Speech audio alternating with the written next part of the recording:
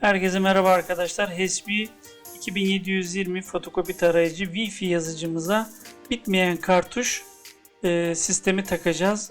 Bununla ilgili videoda çok detaylı anlatımlarımız olacak. Şu an gördüğünüz gibi renkli hiç yok. Siyah bir tık kalmış. Boruların geçeceği kısmı ufaktan kurşun kalemle işaretliyoruz. Şu an gördüğünüz tankımız ve boru sistemi 4 adet renklerimiz.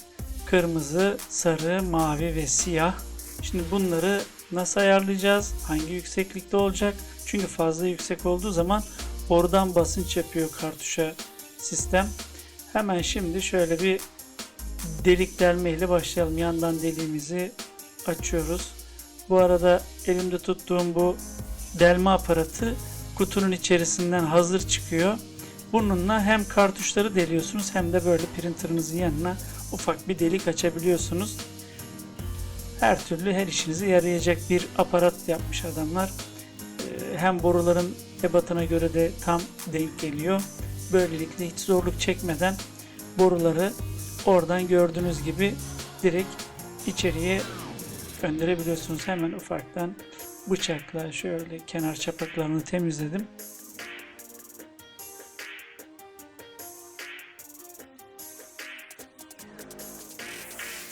Evet, bu elimde tuttuğum T aparat kartuşun üstüne çarpmadan boruları printer'ın üst tarafında sabit tutmaya yarıyor. Onun için şimdi ilk önce onun bir montajını yapıyoruz. Çift taraflı bant var ve çok sağlam bir bant. Güzelce hafif gergisini vesairesini ayarladıktan sonra kartuşlar tam yürüyor mu onu da kontrol ediyoruz. Bir yere çarpma vesaire bir şey olmasın. Gördüğünüz üzere ve fazla gelen yeri de kesiyoruz. Borular uzun geliyor. Siz mekanizmanın hareket ettiği ölçüde boruyu kesiyorsunuz. Sonra kartuşun yan tarafına takılacak aparatı da bakıyorsunuz. Şimdi kartuşlarımızın üzerindeki etiketleri sökelim ve boru tapalarını ve dirseklerini montajlayacağımız yer gözümüzün önüne gelsin. Evet. Gene aynı vida matkap ucuyla güzelce dirseklerimizin yerleşeceği alanı deliği açıyoruz. Evet, tapamız burada. İlk önce tapayı takıyoruz. Sonra boruya monte edeceğimiz dirseği yerleştireceğiz oraya gördüğünüz gibi. Şimdi renkli için de aynısını yapıyoruz. Üstteki etiketi kaldırıyoruz. Ama renkli de şöyle bir durum var. Renklerin hangi deliklerde olduğunu çok iyi bilmemiz lazım. Bilemezsek yanlış borulama yaparız ve hiçbir zaman düzgün bir şekilde çıktı alamayız. Sarıdan mavi çıkar, maviden kırmızı çıkar. Paket içerisinden çıkan tapalar delikleri kapatamıyor. Tam vida şeyiyle açamıyoruz. Onun yerine sıcak silikonla delikleri kapatabilirsiniz. Hemen şöyle kürdanla da kenarlarını güzelce gördüğünüz gibi düzeltiyorum.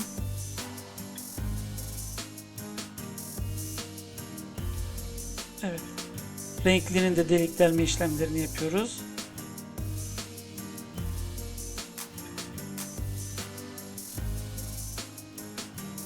Delme ucunu dikkat edin. Evet, gördüğünüz gibi ve bu şekilde de tapalar takılmış oluyor. Geri kalan iki tane de boşluk delik var, oralarda sıcak silikonla kapatıyoruz. İşimiz bitmiş oluyor. Şimdi kürdan yardımıyla deliklerdeki hangi renk var onu tespit ediyoruz. Biraz önce dediğim gibi kırmızıya sarı gitmemesi gerekiyor. Bununla ilgili hemen küçük bir kenara ben printer'ın üzerine not aldım. Ona göre de bağlantılarını yapıyoruz. Evet. Gördüğünüz gibi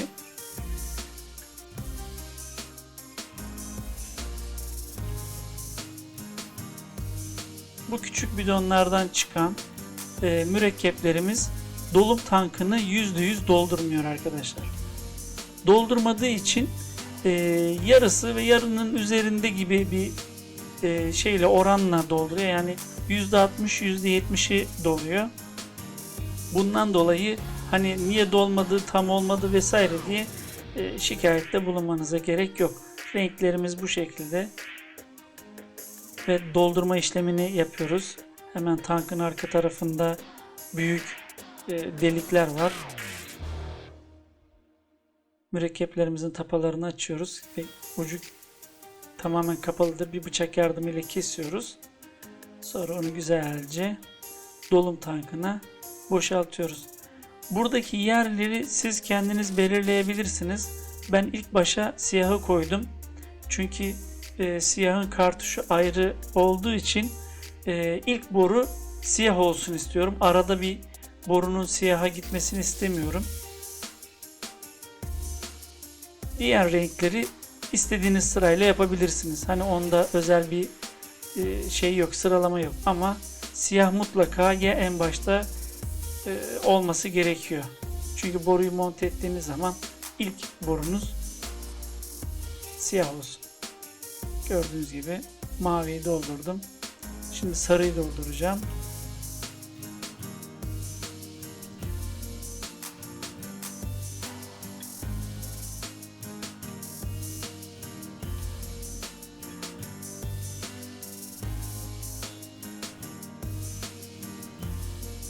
Ve kırmızıyı dolduruyorum. Evet, biraz çevreyi kirletebiliyoruz. O yüzden montajı yapacağınız yer güzel temiz olsun. Dikkat edin.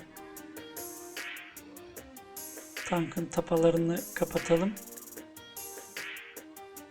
Bu silikon tapalar mürekkeplerin geri gelmemesini sağlıyor.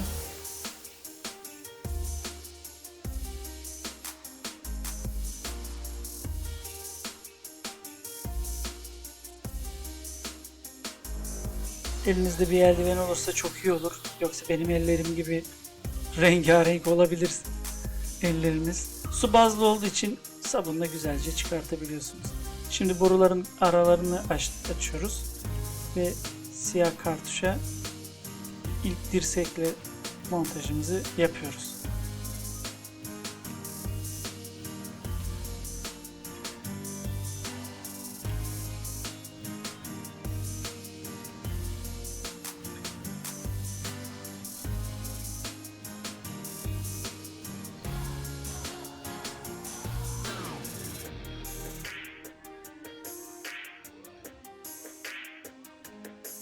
Aynı şekilde renkliye de işlemlerimizi yapıyoruz.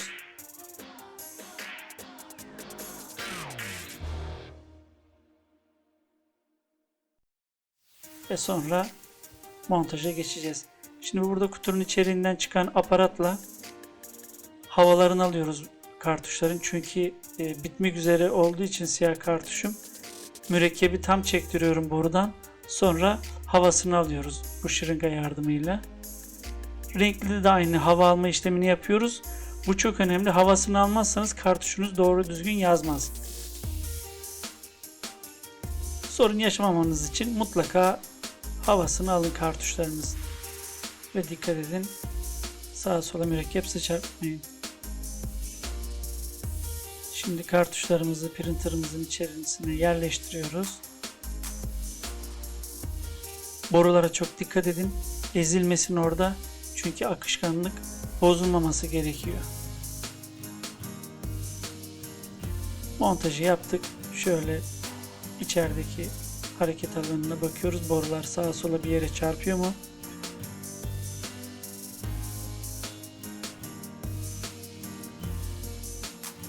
Evet, gördüğünüz üzere kartuşumuzun montajı bu şekilde. İçeride hiçbir yere çarpmadan güzel bir şekilde yazım işlemine başlayacağız. Montajımız bitti. Kapağımızı kapatalım. İlk çıktımızı verelim. Bakalım güzel yazdıracak mı?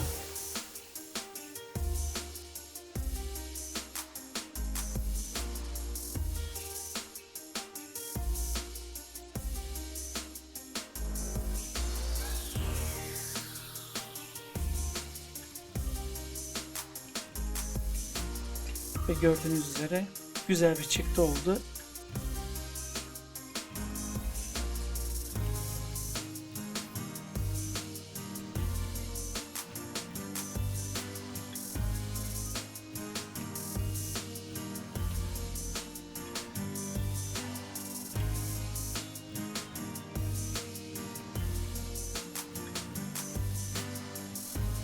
Gördüğünüz gibi sağ tarafta tankın neredeyse yarısı dolu.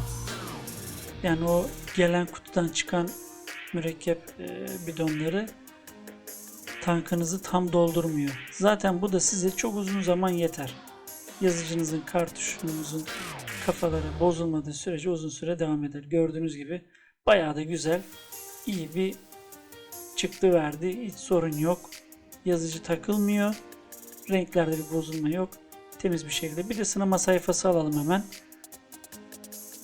Sınama sayfasında bayağı hızlı güzel çıkartıyor. Onda da sorun yok. Printer'ımızın üst tarafını şimdi göreceğiz. Kartuşlarımız resetlenmediği için renkli gene boş ve siyah bir tık görünüyor. Bu devam edecek. Kartuşları ne zaman resetlerseniz o zaman normale döner.